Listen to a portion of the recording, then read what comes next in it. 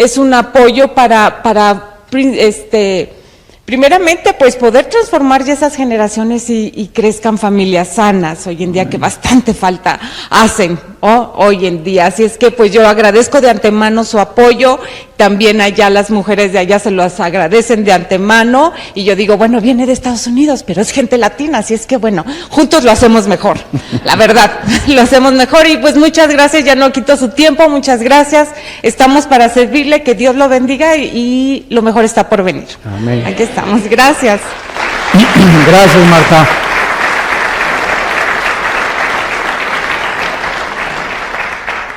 Antes de comenzar, creo que está bastante bueno el sonido. Sí, yo siempre pido más graves y menos agudos. Entonces creo que está bastante bien el sonido. Bueno, pues como decía mi esposa, estamos muy contentos de veras de estar con ustedes. Estos últimos meses, abril, mayo y junio, mi esposa y yo hemos viajado como ustedes no se imaginan. Pero el año pasado Dios me convenció, estando yo en Colombia, acerca de dedicarme más a México y a Estados Unidos. Entonces dice la Biblia en Jeremías 10:23 que el hombre no es señor de su camino, ni del hombre que camina ordenar sus pasos. Por Jehová son ordenados los pasos del hombre y él aprueba nuestra vida. Así que es muy importante, no solamente como dice la gente, oiga, ¿por qué no hace una iglesia en Washington? ¿Por qué no hace una iglesia en Chicago? Les digo, porque no son enchiladas de San Luis Potosí, ¿verdad? No son enchiladas potosinas. O sea, la gente no entiende, ¿verdad? El ministerio es muy difícil el ministerio y tenemos que estar muy sensibles, más en el siglo XXI, por las circunstancias en las que el mundo se encuentra. Actualmente ya se unieron Rusia, Irán y Siria para apoyar Siria, la base naval. Putin necesita la base naval de Siria y no puede abandonar Siria. Por el otro lado, ¿verdad?, está la OTAN, que es la Organización de las Naciones del Atlántico del Norte con Estados Unidos, tratando de sacar a Bashar Assad de Siria. Entonces tenemos una confrontación en el mundo ahorita entre el Oriente y el Occidente, donde la olla está hirviendo en el Medio Oriente, exactamente en la región geográfica que es Irak y Siria, y donde la Biblia profetizó hace más de 2600 años que ahí iba a iniciarse la Tercera Guerra Mundial. Entonces es increíble que los protagonistas que están actualmente en el mundo, tanto en el Oriente como en el Occidente, sean las naciones que hace 2600 años los profetas hebreos anunciaron que ahí iba a iniciarse el final de la historia del ser humano. ¿Quién puede dudar que nos encontramos en este momento culminante de la historia, donde Dios va a probar y va a purificar los corazones de muchos de ustedes? Dios está purificando a sus santos, y esta es la época en la que eres o no eres. Tú no puedes llevar una bandera neutral en el cristianismo, tú tienes que dedicarte ya y decirle a Dios esta misma noche: Señor, aquí heme a mí, envíame a mí. Mi casa y yo te vamos a servir. Los pocos días o meses que nos queden de vida, necesitamos entender eso, porque puede venir Cristo hoy en la noche, o mañana en la mañana ya no amanecemos. Nadie tiene comprada la vida. Así que es el momento ahorita culminante en el que tenemos que tomar la decisión. La tienes que tomar porque va a depender la vida eterna y el perdón de tus pecados. Así que es maravilloso, ¿verdad?, que podamos aprovechar esta oscuridad para alumbrar y para brillar. Nunca como ahora en México, en Latinoamérica, la gente había estado tan abierta al Evangelio. Nos han invitado presidentes, políticos, senadores, los astrofísicos, científicos en las universidades están viniendo a la cruz, convencidos de que es antifilosófico sostener el ateísmo. El ateísmo no puede ser sostenido ni biológicamente, ni físicamente, ni genéticamente. Entonces la mayor parte de los científicos que han tratado de decirse que eran ateos, cuando en 1954 el doctor Watson y el doctor Crick descubrieron el ADN, el ácido desoxirribonucleico, llegaron a la conclusión que era imposible que nosotros pudiéramos descender de chita, ni de los animales, ¿verdad? Es una imposibilidad biológica. ¿Por qué? Porque los mismos cromosomas, ¿verdad?, determinan, y la formación del código genético que tenemos en cada célula impiden e impedirán los aminoácidos que haya un cambio de una especie a otra especie. Antes de que todos estos descubrimientos fueran traídos a la ciencia, la Biblia se había adelantado. El Génesis comienza el primer libro de la Biblia diciendo que cada cosa iba a ser conforme a su género y a su especie. El esperma de los changos va a producir changos, el de los camellos, camellos, el de los elefantes, elefantes, y no vas a cruzar un elefante con una leona, ni un perro con una chiva. Así que cuando hacemos esto, rompemos el diseño de Dios divino y nos damos cuenta que Dios había establecido esto desde hace miles de años. Y esto es maravilloso porque es la forma en la que nosotros podemos comprender que este libro tiene que ser forzosamente inspirado por Dios. Este libro contiene los registros más antiguos de la ciencia, de la química, de la genética, de la física, de la antropología, la arqueología y la disciplina académica que tú me quieras mencionar. Así que vamos a comenzar en esta noche a abrir nuestras Biblias y vamos a descubrir que la Biblia nos muestra que estamos rodeados, no de ovnis, no de marcianos, no de jupiterianos, no de venusinos, ¿verdad? Porque desde 1946 comenzaron objetos voladores a manifestarse en el cielo. Y una vez me preguntó una persona experta en el fenómeno ovni, ¿por qué ustedes los cristianos no creen en esto? Y yo le contesté, le dije, claro que creemos. El fenómeno ovni es ya de carácter científico. Claro que hay muchas falsificaciones, pero hay videos y hay fotografías que algo está pasando en el espacio. Uno de los astronautas llamado Cooper, hace como 35 años, declaró que cuando él bajó a la Tierra, él tuvo un enfrentamiento en su cápsula que le dio la vuelta a la Tierra con un objeto que se acercó, y él, ¿verdad?, es una persona de integridad, es un científico como astronauta, de que verdaderamente encontró algo que no tiene explicación. Bueno, todas estas cosas que ahorita están confundiendo al mundo y creyendo que pues sí van a venir los extraterrestres a la Tierra, etcétera, etcétera, la Biblia nos muestra que el espacio a nuestro alrededor está controlado por ángeles. Y estos ángeles son los que sirven a Dios y otros son y se llaman los ángeles caídos. Entonces hay dos tipos de entidades espirituales que ejercen influencia sobre las naciones, sobre los continentes, sobre las familias y sobre los individuos. Ya los que hacen el trabajo sucio se llaman demonios. Y no hay que confundir los demonios con los ángeles caídos. Son dos entidades completamente diferentes. Vamos a ver dos versículos para introducirnos a esta conferencia sobre los ángeles caídos. El primero lo encontramos en Efesios capítulo 2, Efesios capítulo 2, y los primeros versículos dicen lo siguiente: y Él nos dio vida cuando estábamos muertos en delitos y en pecados, en los cuales anduvimos en otro tiempo, siguiendo la corriente de este mundo. Escuchen lo que dice: conforme al príncipe de la potestad, ¿de dónde? Del aire. Esta palabra aire, aer, apúntalo en el griego, significa la atmósfera. O sea, esto es interesantísimo. ¿Por qué? Porque de la atmósfera hacia abajo, el sonido viaja en ondas.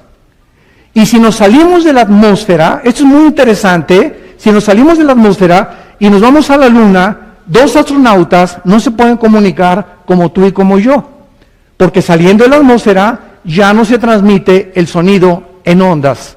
Ya los astronautas necesitan aparatos y necesitan transmisores especiales para poder comunicarse. Sin embargo, lo único que viaja en el espacio son las ondas de la luz.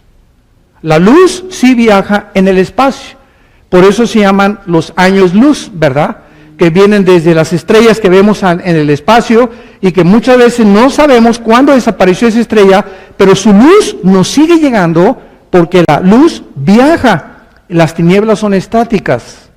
Esto es muy interesante físicamente y espiritualmente. Entonces, cuando la Biblia dice que hay un control de la atmósfera hacia abajo sobre el planeta Tierra, En la física se llama el electromagnetismo. El electromagnetismo.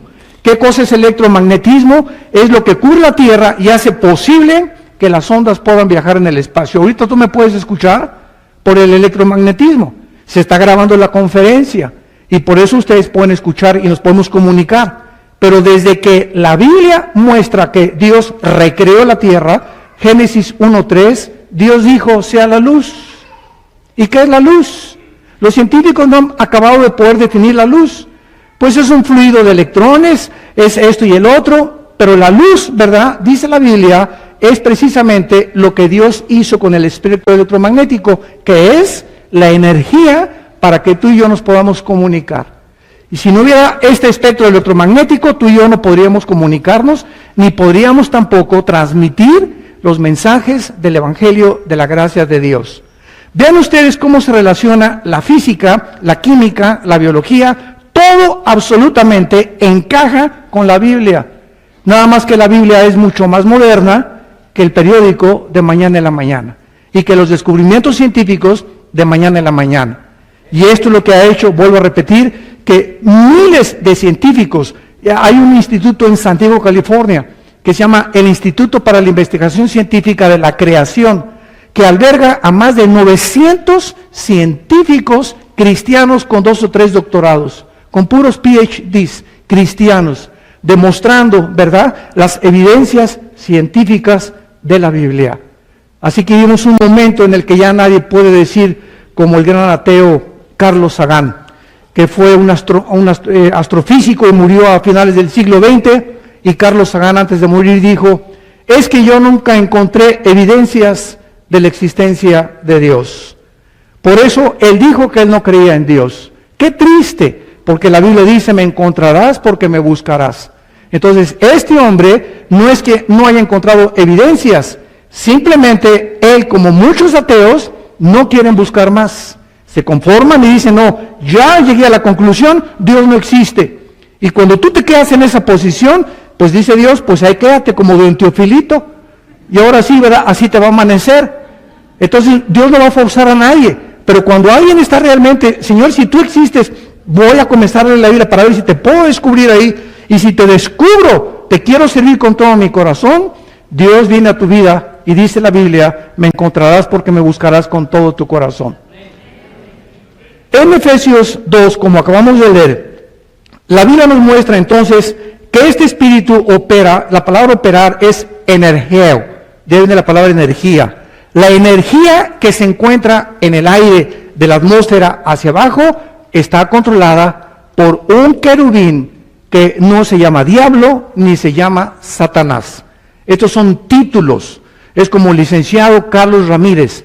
Licenciado no es su nombre, es un título. Su nombre es Carlos. Entonces, el nombre de esta entidad espiritual es Lucifer, que se describe en Ezequiel 28 y en Zacarías 14, del 12 al 14. Lucifer, que significa el ángel de la luz o el que sostiene la luz. Qué interesante que él está relacionado con la luz que viaja por el espacio. No me quiero adelantar, pero vamos a ir armando todo esto en rompecabezas. Ahora ven el versículo 6 de Efesios, versículo 12, Efesios 6, 12.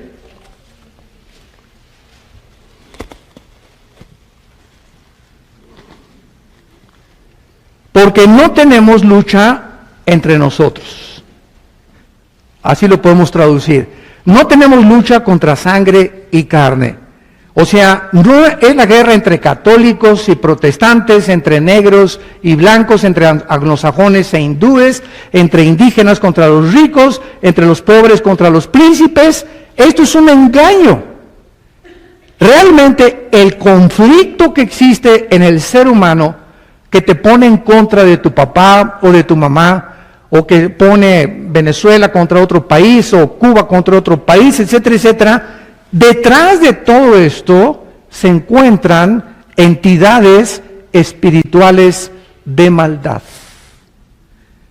No tienes lucha contra tu vecino que te pone la música a las 12 de la noche y te levantas y le tumbas la puerta y si no te voy a plomear si no le bajas el volumen. o contra tu esposo que te ha amenazado, o contra los enemigos que tú tienes, o contra tu ex esposo, contra tu ex esposa, o contra los que nos han amenazado de muerte. No es la guerra contra ellos. Y si tú usas, escúchame esto, si tú usas la venganza, pierdes. Porque son las armas carnales. Las armas espirituales son las armas de la luz. Y cuando tú perdonas y comienzas a orar por aquellos que te hacen la guerra, vences. Porque la lucha se libra en el espacio. Y ahí es donde los cristianos tenemos que aprender a pelear la guerra espiritual. Y ahí están los cristianos peleándose unos con otros y dominación contra denominación, etcétera, etcétera. Cuando dice que la lucha no es entre nosotros, por el amor de Dios, Virgen del Socorro, sino ¿contra quién? Contra principados, contra potestades, contra los gobernadores de las tinieblas de este siglo. Escucha esto, contra huestes espirituales de maldad. ¿En dónde? En el cielo. Cuando comenzamos a entender eso los cristianos, vives de rodillas. Porque ninguna guerra, ninguna pelea, ninguna victoria jamás la vas a lograr más que a través de la oración. Esta es la importancia de la oración en las iglesias. Siempre que hay reuniones de oración vienen 4 o 5, es lo que menos se atiende, la oración. Cuando es el poder más grande que una bomba de hidrógeno. Cuando comenzamos a orar, hay una canción que dice, penetrando en el reino de las tinieblas. Y haz de cuenta, las tinieblas, haz de cuenta que las tenemos aquí enfrente, y si yo quiero rechazar a esos ángeles que me quieren destruir a mi familia, que quieren acabar mis finanzas, que quieren meterse con mis menores de edad, que quieren lastimarme con pornografía y con esas cosas, yo no voy a poder enfrentarlos más que de rodillas. Y cuando estamos orando, penetramos en el mundo de Satanás y huyen, desaparecen, no soportan ellos, porque en el momento que oramos, entran en acción los ángeles que nos cuidan.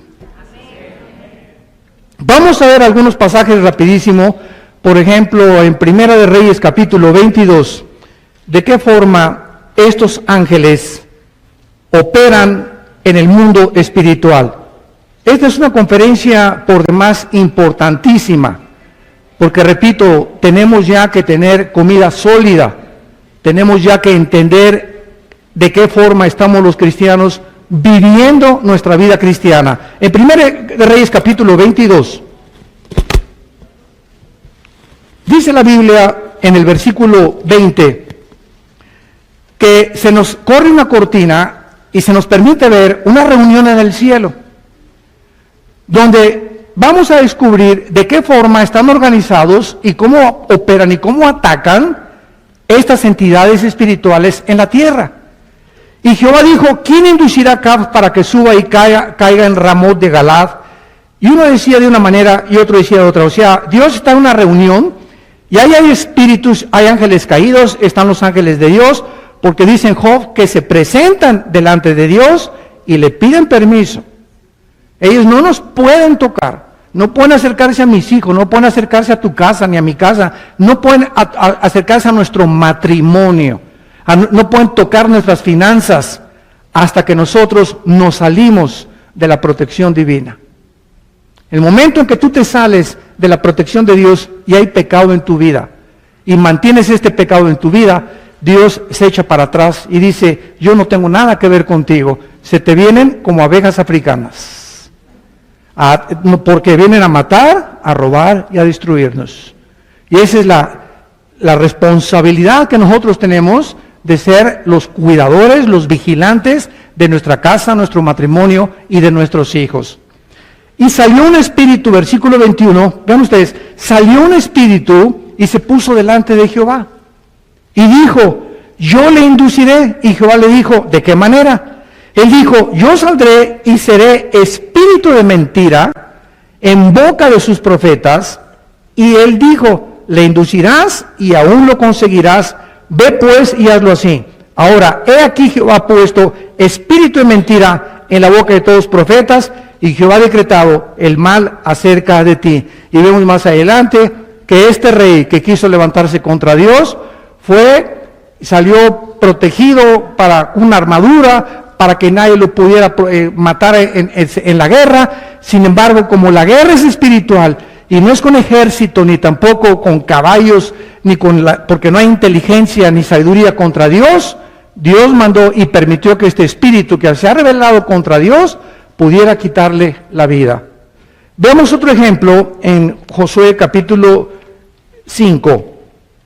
Josué se encuentra a punto, Josué capítulo 5, de entrar a Jericó, la tierra prometida, la tierra de Canaán. 7 ciudades cananitas tenían que ser conquistadas por el ejército de Dios. Y Dios, antes de que Josué pudiera enfrentar a las 7 ciudades cananitas y Josué pudiera absorber de qué forma las guerras no se pelean con arco ni con flecha, vean lo que sucedió en el versículo 13, antes de que Josué atacara Jericó.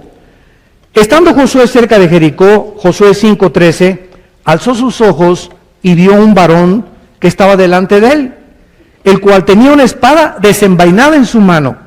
Y Jehová, Josué yendo hacia él, le dijo: ¿eres de los nuestros o nuestros enemigos? Él respondió: no, mas como príncipe del ejército de Jehová he venido ahora. Entonces Josué, postrándose sobre su rostro en la tierra, le adoró y le dijo: ¿qué dice mi señor a su siervo? Y el príncipe del ejército de Jehová respondió a Josué: quita el calzado de tus pies, porque el lugar donde estás pisando es santo. Y Josué así lo hizo. Si llegamos al capítulo 6, que es el que sigue en Josué, vemos que Jericó fue derribada sin disparar una sola flecha. Estuvieron preparándose el ejército y tal vez Josué decía: vamos a tener 5 catapultas, preparan los arcos y todo. Y de repente las órdenes fueron contrarias a lo que los ejércitos estaban acostumbrados. Y la orden es: no, espérame tantito, le vas a dar 7 vueltas a la ciudad. Y la última vuelta se le va a dar 7 veces. Imagínense a los habitantes de Jericó arriba en las murallas, viendo a los judíos una, al otro día otra vez, al tercer o 4 días ya les calentó el sol. No se pusieron protector solar. O los mismos capitanes y comandantes de Josué. Fíjense ustedes la fidelidad que se necesita tener a los capitanes de Dios, a los pastores de Dios, a los líderes espirituales. No pudieron contradecir, porque hoy Josué se volvió loco, pero vamos a respetarlo, porque él es nuestro comandante en jefe, y Moisés le asignó la autoridad espiritual. Y la última vuelta, sabemos que comenzaron a tocar las trompetas, los sacerdotes iban adelante, y Jericó cayó. ¿Por qué? Porque la guerra en Jericó no se libró abajo, se libró arriba en el cielo. Allá se libró esa guerra. Y los que derribaron esa ciudad fueron los ángeles de Dios, que tuvieron el conflicto con los ángeles de Lucifer en el espacio. Y esa lección tenía que aprenderla Josué, porque en el capítulo que sigue, el capítulo 7, los manda Dios a ahí, que estaba como a 30 kilómetros de donde se encontraban acampados, y era un ejército pequeñísimo. Y de repente regresan vencidos y deprimidos y estresados. ¿Cómo es posible? Dice Josué, se cae de rodillas. Oye Dios, si tú nos has prometido, derribaste Jericó y ahora estamos perdiendo aquí en ahí. Y le contesta Dios: ¿sabes una cosa? Hay pecado en medio de ustedes. Es la segunda lección que quiero que aprendas, Josué. Si hay pecado en tu vida, yo no peleo como el príncipe del ejército de Jehová. Tienes que limpiar tu vida porque estás pisando tierra santa. ¿Quieres caminar conmigo? Camina en santidad. Y si no caminas en santidad, no puedes absolutamente nunca lograr nada en tu vida. Sin santidad, nadie verá al Señor. Entonces, todas estas características las encontramos en la Biblia, tanto en el Nuevo Testamento como en el Antiguo Testamento, de que estamos rodeados y que la guerra es arriba, en el cielo. Y ya en el Nuevo Testamento, la guerra es de rodillas. La guerra es de rodillas, es ahí donde nosotros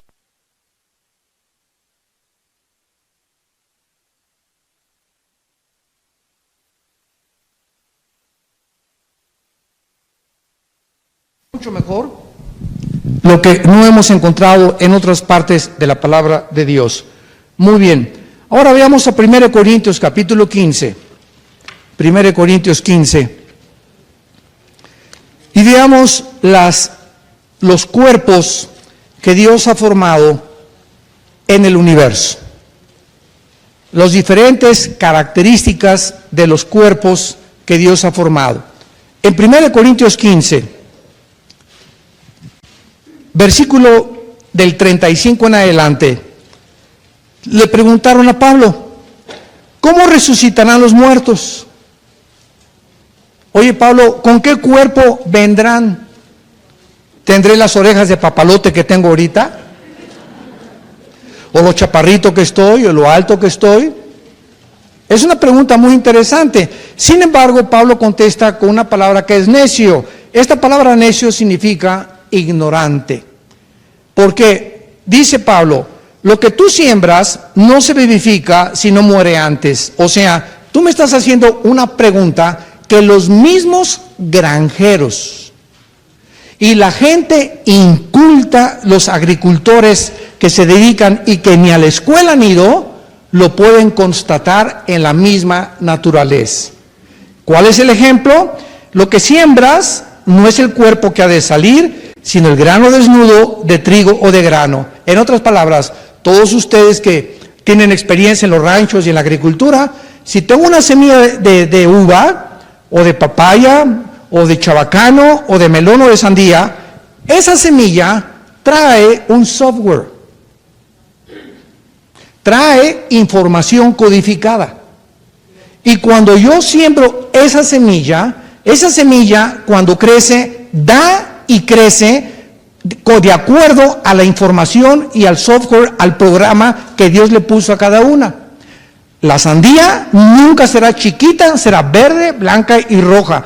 El melón tendrá su color naranja, la uva tendrá los minerales y características que me van a servir también a mí, la papaya, etcétera, etcétera. Lo que nosotros sembramos, cuando crece no es lo que yo sembré, sino va a crecer una papaya. Eso yo no sembré. Algo pasó con el sol y con el agua y con la tierra que transformó esa semilla o hizo un árbol de 5 o 10 metros de altura, y todo ese potencial de ese árbol, ¿quién lo infló? ¿Cómo es posible que haya estado el potencial de ese árbol en una semilla? Y se convirtió en un árbol inmenso, hasta en una palmera. Entonces, dice la Biblia claramente, pero Dios le da el cuerpo como Él quiso y a cada semilla su propio cuerpo. Es Dios el que diseñó la forma de la semilla, la constitución de la semilla, los minerales que iba a tener esa semilla y el cuerpo que iba a tener y qué es lo que podíamos comer y qué es lo que no podíamos comer. Esto es en el campo. Ahora dice el versículo 39, brincando a la creación de los animales, los peces y nosotros los seres humanos. No toda carne es la misma carne. Una carne es la de los hombres. O sea, tú y yo no comemos lo que comen los perros. Mis perros comen croquetas. Nosotros no comemos lo que comen los leones. No comemos lo que comen los chivos, ni tampoco los cuervos. Dios diseña nuestro cuerpo para que no compremos Red Bull, ni Monster, menos Coca-Cola, casi 300 gramos de azúcar. Y todo lo que encontramos ahorita en la industria alimenticia son puras cosas químicas. Entonces mi cuerpo no fue diseñado para el Red Bull, el Monster, la Coca-Cola, etcétera, etcétera, porque mis riñones, mi hígado, mi vesícula biliar, mis pulmones, mi sangre lo rechazan. Entonces tú te tomas una Coca-Cola y todo ese azúcar, ¿a dónde se te va? A los riñones. ¿Y qué es lo que sucede? Porque no lo eliminas. Tendrías que correr 20 kilómetros, por lo menos, para eliminar la mitad de la Coca-Cola. Entonces, se te van los riñones y ¿sabes lo que pasa? Eres una persona intoxicada. Y comienzas, ay, pues me duermo cuando leo la Biblia, hermano. Y me siento tan cansado. Oye, tienes 30, 40, 50 años y pareces de 70 o de 80 años, no manches. Qué triste, ¿verdad? Ahora, Dios nos dio una inteligencia, aquí está dentro, ¿verdad? Y tenemos una inteligencia, no somos animales. Dice Salomón en Proverbios, cuando te sientes a comer y llegas a un restaurante, te dan el menú y tú sabes perfectamente bien, ahí esto no lo puedo comer, esto sí lo puedo comer. Depende también tu edad. Un muchacho de 20 a 30 años, pues se puede aventar 2, 3 tacos al pastor a la semana, ¿verdad? Porque pues es carne de puerco, pero ya pasando el tostón o el quinto piso, ¿verdad? Que muchos de nosotros ya lo pasamos, entonces ya, ok, una vez al mes. El postre también una vez a la semana y después 3 días de penitencia. Si nosotros no respetamos las leyes de la comida, escuchen esto, y no cuidamos nuestros cuerpos, Dios no se hace responsable de nuestras enfermedades. Y por eso lo que más llena ahorita es una campaña de sanidad. Cuando hay campaña de sanidad van todos, porque el que no está enfermo de los juanetes, le duele el dedo gordo, ¿quién no le duele algo? Y se anuncia que Dios sana a todo el mundo, ¿verdad? Eso es la mentira más grande que existe. No es ni el 2% de las personas de una campaña de sanidad, las demás son falsificaciones. Yo cuando viene un gordo, por ejemplo, y me dice que ore por él, le digo, póngase a dieta primero. Y cuando baje 5 kilos, su hipertensión, su problema del corazón, hermano, don Pancho, y todo lo que ronca en la noche como tractor en segunda, es por el exceso de grasa que usted tiene. Oye, hermano, sáqueme el espíritu de retortijón que tengo aquí. Por el amor de Dios. Qué triste, ¿verdad? Que no aprendamos y que creamos que Dios es la varita mágica o la lámpara de Aladino. Señor, sáname, ¿sí? ¿Por qué no te pones a dieta primero? ¿Por qué no haces ejercicio? Entonces, nuestro cuerpo, ¿verdad?, está diseñado para las cosas que Dios diseñó, que son vegetales, ensaladas, muchísima fruta, y la fruta tiene que ser en ayunas, nunca después de la comida. Tú te tomas una manzana algo después de la comida, no te hace la digestión, porque aquí estás, ¿verdad?, en la olla aquí expresa, aquí abajo, y ya, entonces, y si no tienes información, métete a internet, y pregúntale ahí en Google, ¿verdad? Te contesta todo, aquí es poco come la fruta, etcétera, etcétera. No tenemos ya ninguna justificación para no tener salud y no cuidar nuestros cuerpos. Entonces, la carne de los seres humanos fue diseñada y hay que buscar qué mantiene mi cuerpo. 2 litros de agua diarios, ejercicio, vegetales, muchas ensaladas, cuidarme, dormirme sin estrés, bla, bla, bla, bla, bla. ¿Por qué? Porque así diseñó mi cuerpo y yo soy responsable de mantener mi cuerpo. Número 2, otra carne es la de las bestias. Los leones, las panteras, las hienas, los osos tienen otros colmillos, otras garras para otro diseño, ¿verdad?, en la cual Dios los diseñó. Otra es la de los peces. Los peces no tienen el sistema branquial que tenemos nosotros. El mundo de los peces es debajo del agua. Si yo me quiero meter debajo del agua, no voy a funcionar, porque Dios no me creó para vivir debajo del agua, ni tampoco en la luna. Se quiere ir hasta de luna y miel a la luna, imagínense nada más. Está mejor Cancún 1000 veces que la luna. Y otra, la de las aves. Qué impresionante diseño de nuestro Creador. Un cuerpo para los seres humanos, un cuerpo para los animales, un cuerpo para los peces, un cuerpo para las aves. Las aves tienen un sistema de alas y un esqueleto impresionante para poder viajar, poder pasearse ahí en el cielo, etcétera, etcétera, cosa que nunca nosotros vamos a poder imitar. Muy bien, ahora, si estos cuerpos aquí abajo en la tierra, Dios lo diseñó, versículo 40, pero también hay cuerpos celestiales. Los cuerpos de los ángeles son diferentes a los de nosotros porque nosotros vivimos en 4 dimensiones: alto, bajo, ancho, y Alberto Einstein descubrió la 4ª dimensión, que es el tiempo.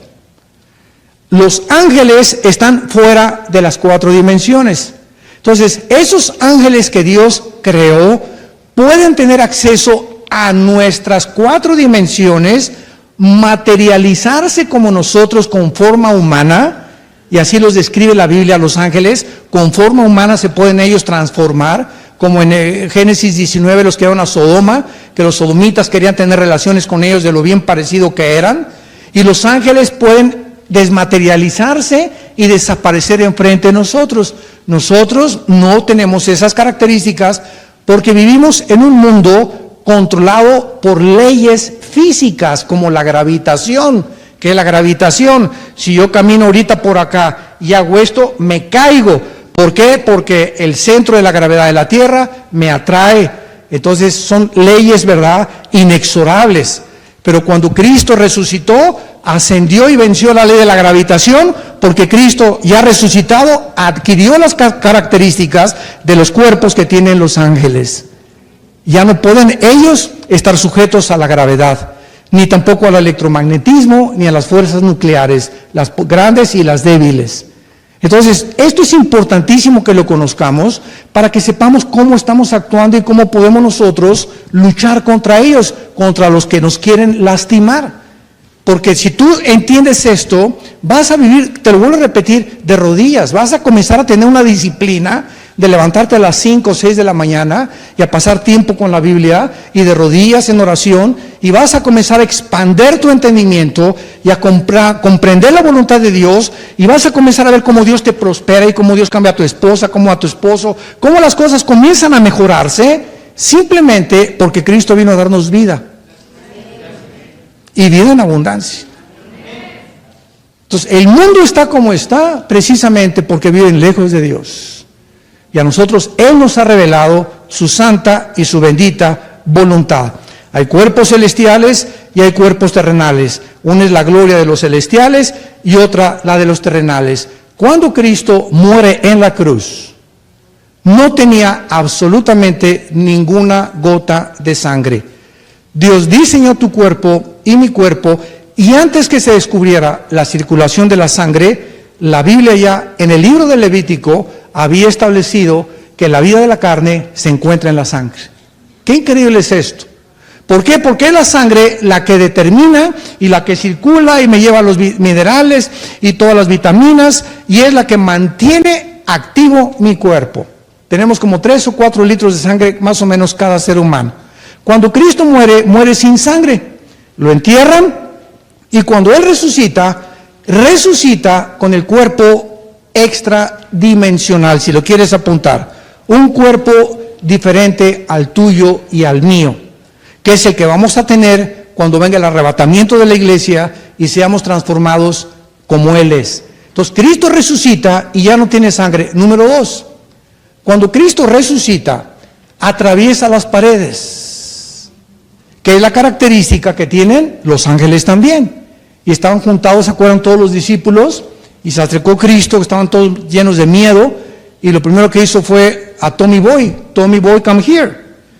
Ven para acá, Tomasito.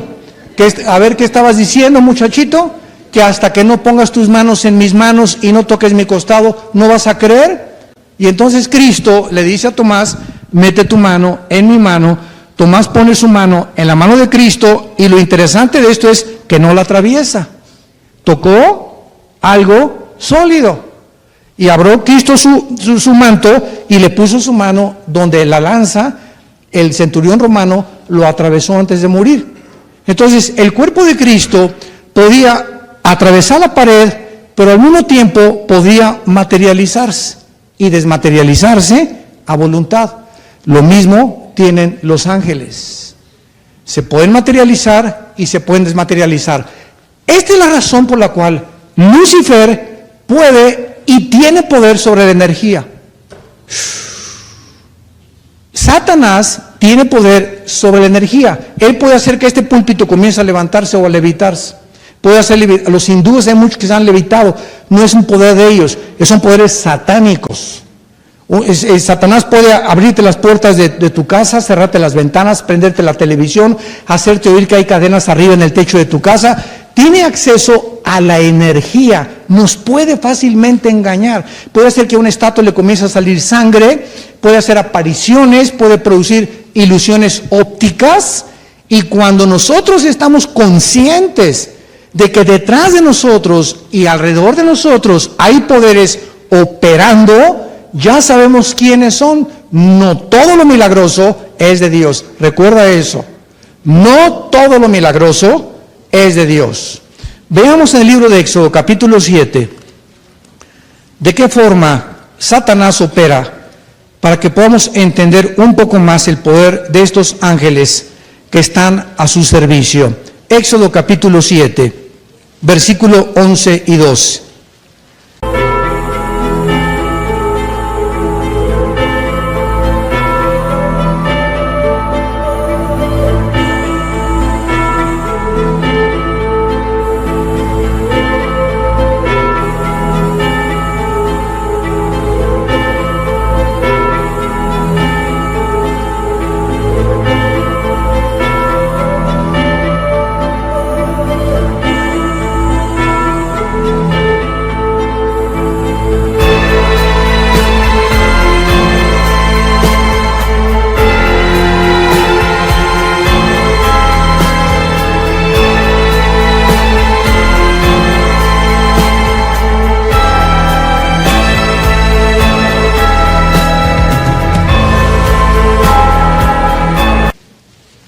Entonces llamó también Faraón sabios y hechiceros.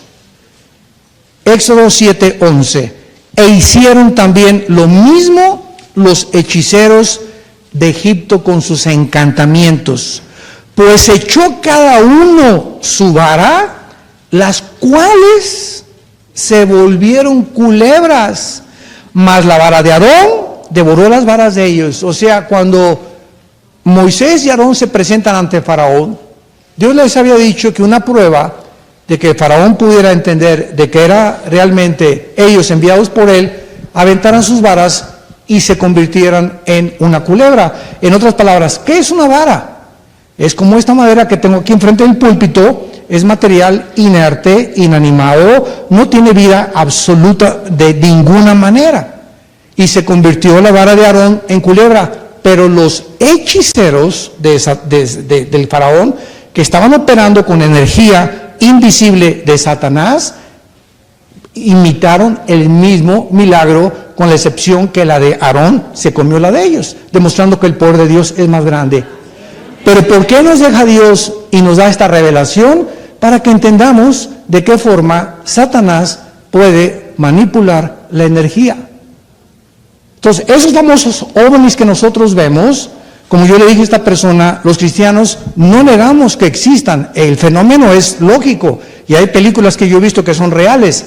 Nada más le dije yo que nosotros no le llamamos ovnis, le llamamos ovis.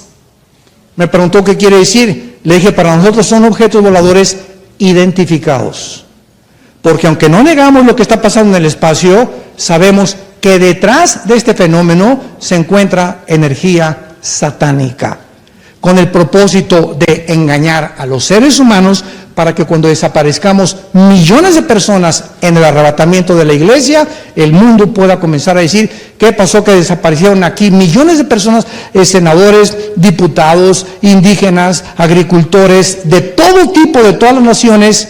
¿Qué tienen que explicar? Se los llevaron los ovnis. Los extraterrestres están comenzando a sacar a los seres humanos del planeta Tierra. Y entonces viene la gran tribulación de Apocalipsis, donde vendrán fenómenos todavía mucho más grandes, satánicos, para aquellos que no quisieron permanecer en la verdad. Dice en 2 de Tesalonicenses capítulo 2, porque Dios les envió un poder engañoso para que crean la mentira, a fin de que sean condenados todos los que no creyeron a la justicia, sino que se complacieron en la mentira. Tú tienes dos oportunidades: creer a Cristo, que dijo, yo soy el camino, la verdad y la vida, o irte detrás de los poderes de las tinieblas que operan en el cielo, y ese será tu destino final. Si aquí no estás a gusto viviendo con los santos, tampoco en el cielo podrás vivir cerca de Dios.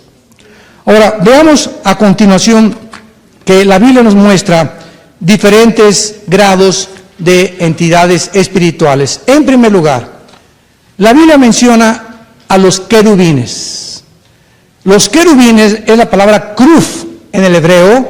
La palabra querubín significa, o kruf, el que adora, el que bendice o el que alaba. Esto es muy interesante porque en Ezequiel 28 dice la Biblia que Satanás, el Lucifer, no era un ángel, no era un serafín, no era un arcángel, era un querubín. Y era el querubín jefe de toditititos los querubines del universo, de todos los serafines y de todos los ángeles. Y dice en Ezequiel 28 la Biblia, en la mañana en la tarde lo vamos a ver con más detenimiento, que ninguna criatura Dios ha creado, jamás en la historia tan inteligente, tan sabio y tan bello como Lucifer. Y se le llama el querubín protector. La pregunta es, yo me preguntaba por qué protector, si en aquel tiempo todavía no había habido la rebelión angelical, porque en Apocalipsis 2 se dice en la Biblia que se llevó a la tercera parte de los ángeles, los arrastró en su rebelión. Bueno, sabemos nosotros que en el cielo hay un tabernáculo, lo sabían, ¿verdad? Y hay un altar. Y cuando Dios le dijo a Moisés, hazme el tabernáculo, Moisés le entregó planos, Dios, y le dijo Dios a Moisés, hazlos exactamente como están aquí. Eran una copia de los planos del tabernáculo que está en el cielo. Y cuando comenzamos a estudiar Apocalipsis, descubrimos que en el cielo, y se abrió, dice la Biblia, y vi el altar de Dios. Apocalipsis 6, del 12 en adelante, y vi las almas debajo del altar. ¿El altar? ¿Hay un altar en el cielo? ¿Hay una puerta en el cielo? ¿Hay un incensario en el cielo? Apocalipsis 8, donde llegan como el incienso y Dios voltea las oraciones sobre la tierra para contestar nuestras oraciones. Todo es algo que está imitando aquí abajo lo que hay en el cielo. Entonces, Satanás cubría el altar de Dios antes de que hubiera rebelión. Y la pregunta es, ¿por qué? Por la misma razón que cuando Dios creó a Adán y a Eva, antes de que creara a Eva, capítulo 2 del Génesis, lo vamos a ver mañana en la mañana, Dios le dice a Adán, labra el huerto y ¿qué más? Y cuídalo. ¿Cuídalo? ¿De qué? Si no hay nauyacas, ni coralillos, ni tampoco cascabeles. Cuidarlo, no había pecado todavía. ¿De qué lo tenía que cuidar? Porque ya en el mundo estaban los ángeles caídos. Cuando hablamos del huerto del Edén, no era todo el planeta Tierra.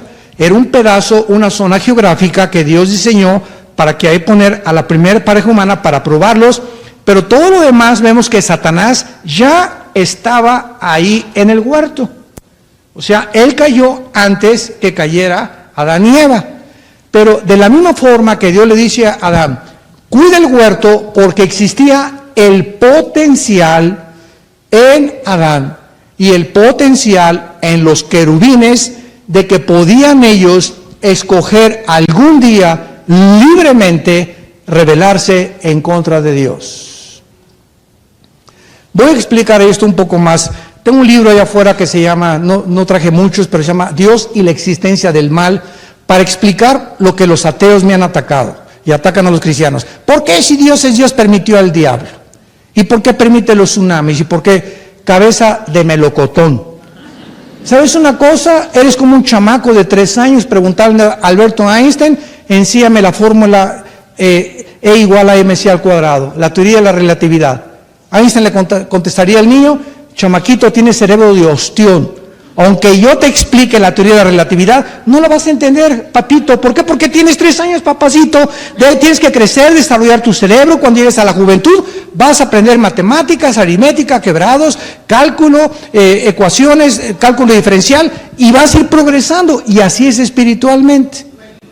Entonces, los ateos quieren entender cosas que no pueden tener explicación, más que si ellos se humillan primero y aceptan tener de maestro al Espíritu Santo. Esa es la razón principal. Chocan contra los pensamientos de Dios. Yo fui ateo antes de ser cristiano. En mi juventud me rebelé, estaba harto y cansado de la religión. porque nunca conocí a Cristo como una personalidad en la cual yo tenía que tener comunión con Él todos los días. Conocía la religión, y persínate, y párate, y haz esto, y haz el otro, ¿verdad? Y las peregrinaciones, y eso me dijo, es una bola de hipócritas. El Papa roba, el cardenal roba, el cardenal tiene 3 amantes, con el que yo me acuerdo que estaba ahí en el seminario católico. Bueno, me rebelé contra todo lo que era Dios, hasta que mi hermano pues me dio a Cristo y mencionó en la Biblia que era muy diferente ser cristiano a ser religioso. Y tú tienes que tener cuidado de eso. Cuidado, porque tú puedes ser muy religioso sin ser cristiano. El ser cristiano es la persona que tiene una relación diaria, orgánica, viva y dinámica con alguien que resucitó de los muertos. Pero si tu cristianismo es solamente el domingo,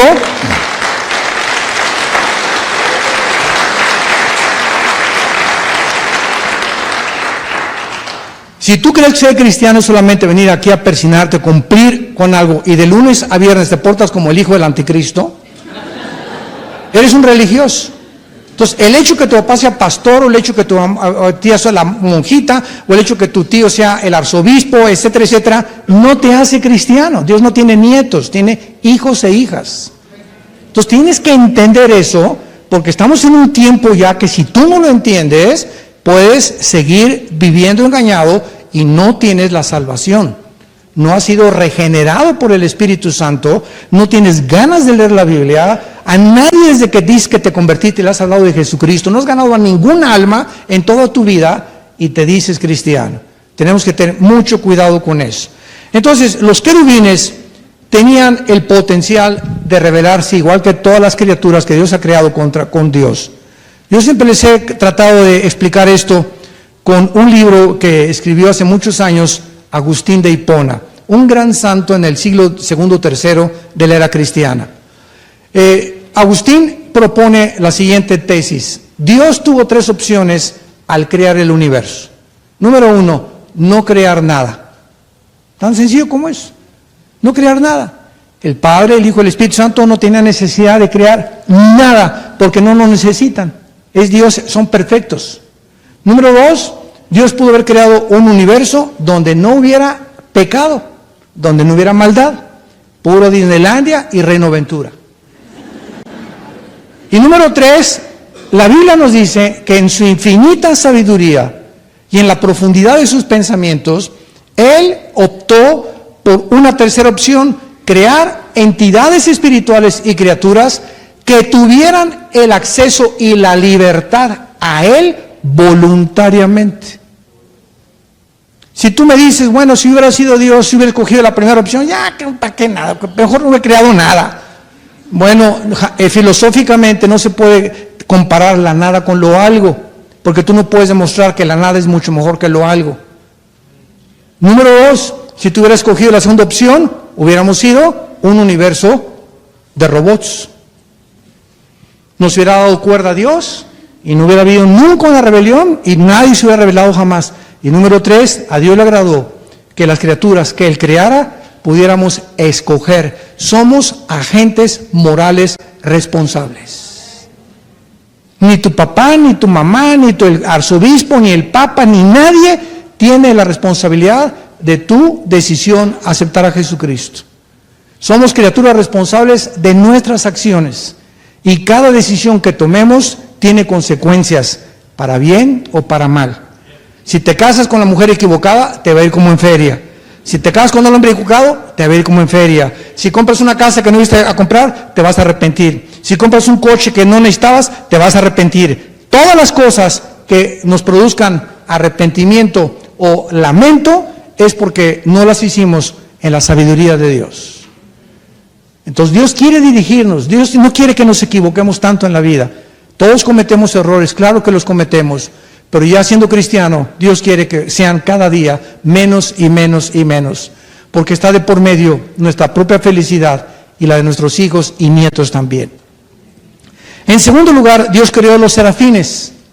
Los serafines, la palabra sarap en el hebreo, y aparecen en Isaías capítulo 6, significa los que arden, los que están consumidos o como un fuego. La palabra más adecuada es que son criaturas ardientemente apasionadas por la adoración a Dios. Por eso en Isaías dice, santo, santo, santo, los querubines día y noche alaban y levantan la santidad de Dios.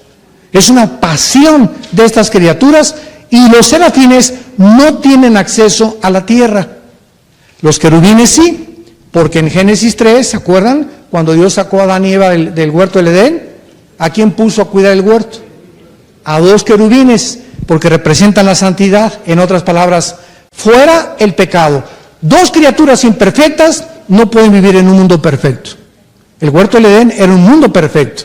Entonces ellos no podían vivir en un mundo perfecto siendo imperfectos. Los sacó de la perfección. Y entonces los querubines, que representan la santidad y tenían una espada, representan la justicia de Dios. ¿Qué significaba esto? Que para que el ser humano regresáramos a la comunión con Dios, al paraíso, a poder tener otra vez una relación con nuestro Creador, tenían que cumplirse 2 cosas importantes: la santidad de Dios y la justicia de Dios. Pero tú y yo somos pecadores. Entonces tú y yo no podíamos ser santos, por más que te dijeran San Martín de Porres o Santa Rita de Casi. No hay ningún ser humano que pudiera alcanzar la santidad, ni tampoco no hay justo, dice Romanos capítulo 10, no hay justo ni un solo ser humano. Ni Abraham, ni Isaac, ni Jacob, ni el Padre, ni el Dalai Lama, ni los sacerdotes, ni los papas. No hay nadie que haya nacido en el mundo que pueda decir, por mi justicia y mi santidad, ábranme, ahí te voy, Pedro, ábreme el cielo. Entonces, para que esto pudiera ser cumplido, Dios manda a su Hijo a morir en una cruz. Y Dios cumple con su vida, Cristo, la justicia de Dios. Al llegar a la cruz, Él tenía que llegar como el Cordero en el Antiguo Testamento. Cuando traían el corderito al sacrificio, el sacerdote, acuérdense, el sumo sacerdote, tenía que revisar que el sacrificio no tuviera defectos.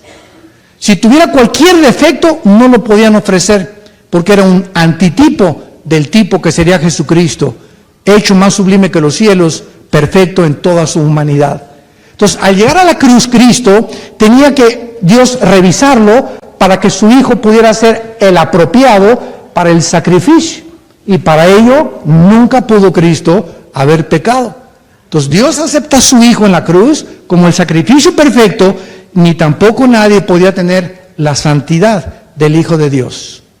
¿Por qué? Porque en la cruz no podía morir un querubín, ni un ángel, ni el Papa, ni Abraham, ni Isaac, ni Jacob, porque el único que puede perdonarnos es Dios. Y en la cruz, ese hombre que moría tenía que ser humano y tenía que ser divino, porque solo Dios nos puede perdonar. Una vez un musulmán me dijo, oiga, ustedes los cristianos dicen que Cristo era Dios, ¿verdad? Y les contesto, claro que sí. Y me dice el musulmán, muy buena pregunta me hizo, ¿cómo es posible que ustedes digan que Cristo era Dios cuando Dios no puede morir?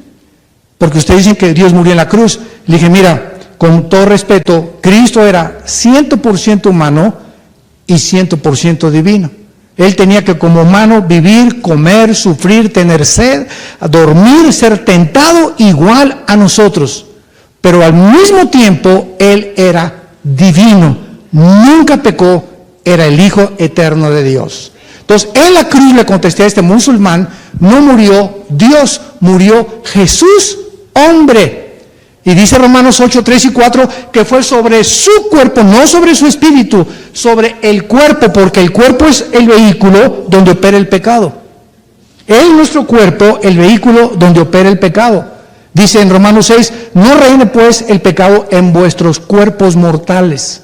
Entonces, cuando muere Cristo, Él grita, en tus manos encomiendo mi espíritu. El espíritu sale de Cristo porque es santo y nunca pecó y se va al cielo, pero es sobre su cuerpo el pecado tuyo y mi pecado lo mata. Fue lo que produjo la muerte del Hijo de Dios, nuestros pecados. No fue la lanza, no fue el desangramiento, no fue la asfixia, fueron tus pecados y mis pecados. Y ahora que Él paga, el justo por los injustos, el santo por los pecadores, Dios nos dice que ya no hay nadie que pueda justificarse en Romanos capítulo 3 y decir, yo no tengo la culpa que Adán y Eva haya pecado y que hayamos heredado el pecado. No, te dice Dios, tú no tienes la culpa. Tu culpa es que no te quieres tomar la medicina. Entonces no te voy a condenar porque heredaste el pecado original. Te voy a condenar porque te ofrecí la medicina para que tú fueras sanado y tú la rechazaste. Esta es la condenación, que la luz vino al mundo, Juan capítulo 3, y los hombres amaron más las tinieblas que la luz, porque los hombres odian la luz y no quieren tener nada con la luz, porque sus obras no les permiten abandonar sus pecados. Y tú en esta noche, Dios te ofrece lo que nos ofreció hace 2000 años, el perdón de tu vida. Te ofrece que vengas a la cruz ahorita, en este momento, así como estás. Ni tú ni yo tenemos la garantía de amanecer. Tú y yo no tenemos la garantía de amanecer mañana, ni siquiera tal vez de llegar muchos a su casa ahorita. Un embolia, un ataque al corazón, un atropellamiento, un accidente. Nadie sabe, nuestra vida pende de un hilo. Y la Biblia dice, cuando oigas su voz, no te endurezcas. Y no es cuando tú quieres, sino cuando estés escuchando la voz a través de la Biblia. Porque mucha gente dice, bueno, mañana lo voy a pensar. Y la semana que entra lo voy a pensar. ¿Sabes una cosa? ¿Cómo sabes? Es lo contrario, te puedes endurecer más. Porque si cuando Dios te llama, no lo aceptas y te endureces, va a llegar el momento en que va a ser tu corazón como ese callo que se forma cuando agarro un martillo y comienzo a golpear, agarro una aguja y atravieso el callo, y el callo no tiene sensibilidad nerviosa, ¿verdad? No siento la aguja por el callo. Así dice la Biblia, que puedes tú endurecer tu corazón.